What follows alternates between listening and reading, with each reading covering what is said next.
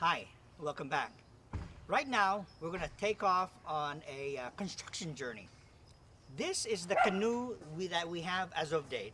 It started out as a 44 foot idea. The log came in many months ago, back in July actually of 2009. We had the blessing in August of 2009. We just started work actually here in this year. So here we are. I mean, every day when we come in to do any kind of work, we find the personality of the log changing.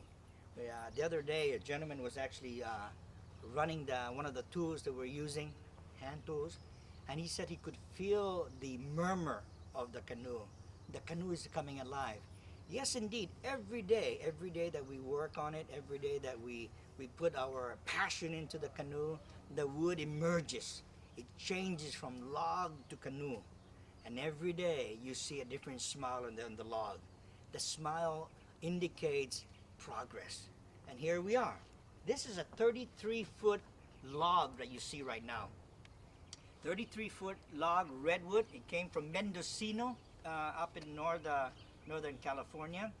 It was purchased through the generosity of a gentleman named Pedro and Emma Perez. Without their initial conviction and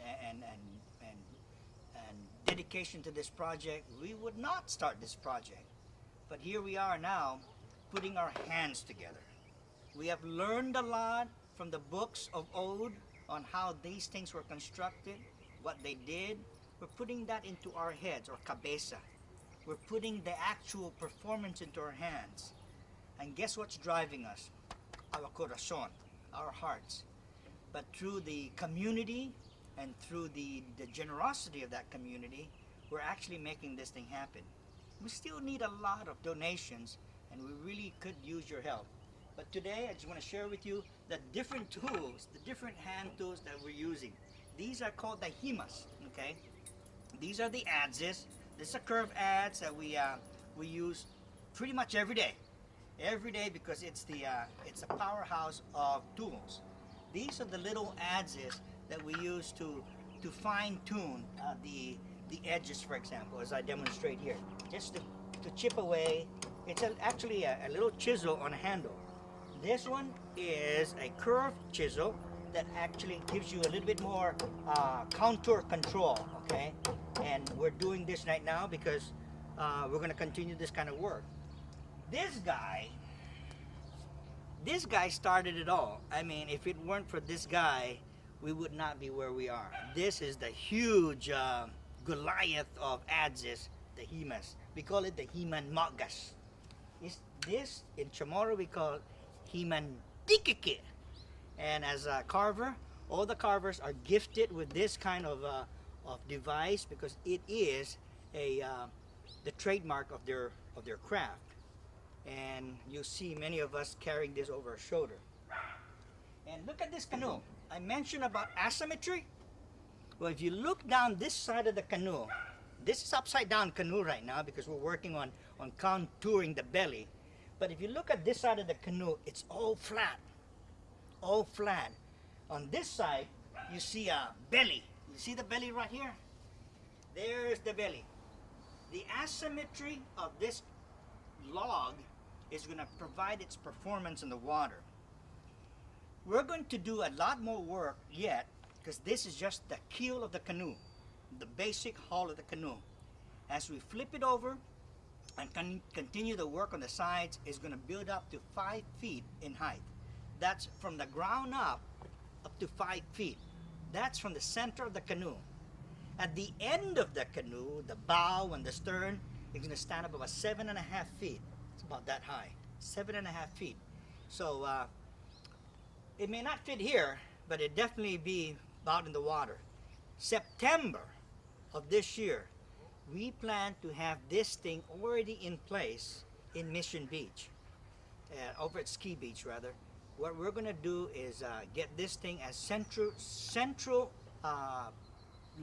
located at the Pacific Island Festival here in September of 2010.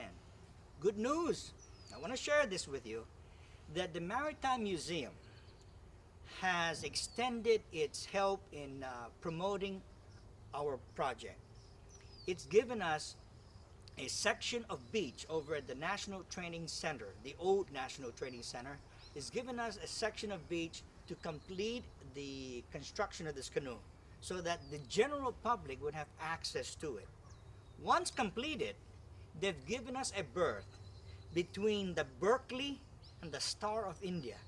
That section of water is been given us to berth our canoe if we so choose, or the pier, the Broadway pier, for display. What wonderful recognition. But the recognition should be not on the people building it, but on the community that supports it.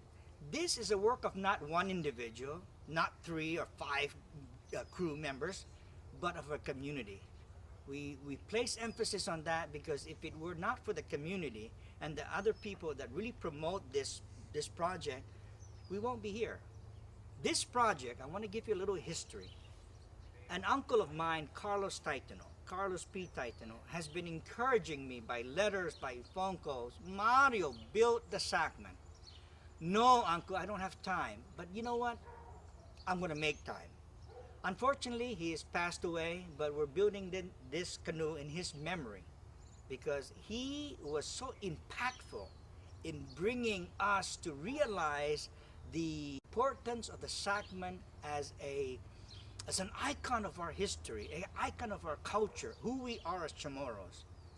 This Sakman is unique to the Chamorros of the Mariana Islands, and I am so proud to be taking the lead. I am so humbled that in over 268 years, here we are, here in 2010, taking the initiative to build, to resurrect, and to resell the canoe.